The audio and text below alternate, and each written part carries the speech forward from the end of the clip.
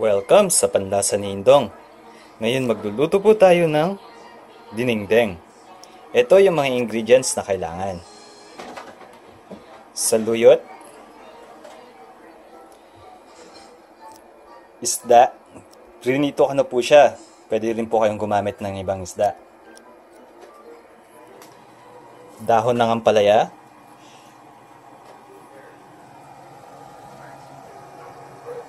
dahon ng kamote, mushroom, wood deer, malunggay, kamatis, hugas bigas, ito po yung pinaghugasan ng kanin, luya, bawang, at sibuyas.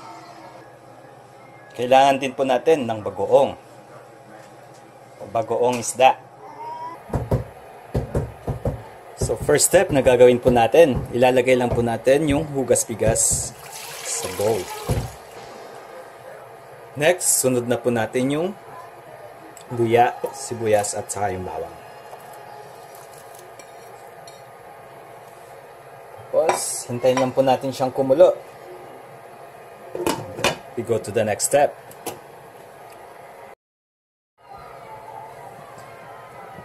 Okay, nang kumukulo na po siya, pwede na po natin ilagay yung kamatis and mushroom and yung wood deer.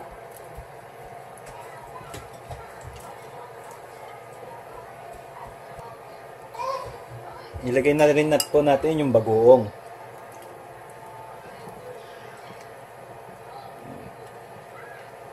Then, papakuluin po ulit natin for 5 minutes. Takpan lang po natin. Okay, ngayon kumukulo na po siya. I-check nyo lang po kung tama na po yung alat niya. Next, pwede na po natin ilagay yung dahon ng kamote.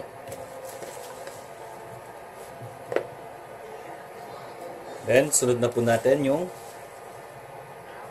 dahon ng ampalaya. Next, ilagay na natin yung dahon ng saluyot.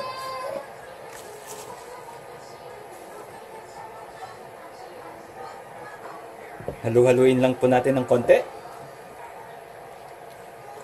Pwede na po natin ilagay yung malunggay.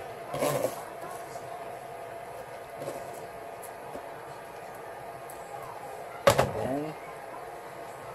Haluin po natin. Next, pwede na po natin ilagay yung isda sa ibabaw.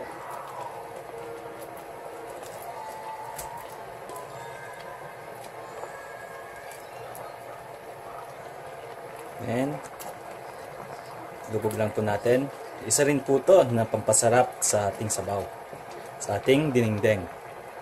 Saka lang po natin takpan for 5 minutes. After 5 minutes, ready to serve na po.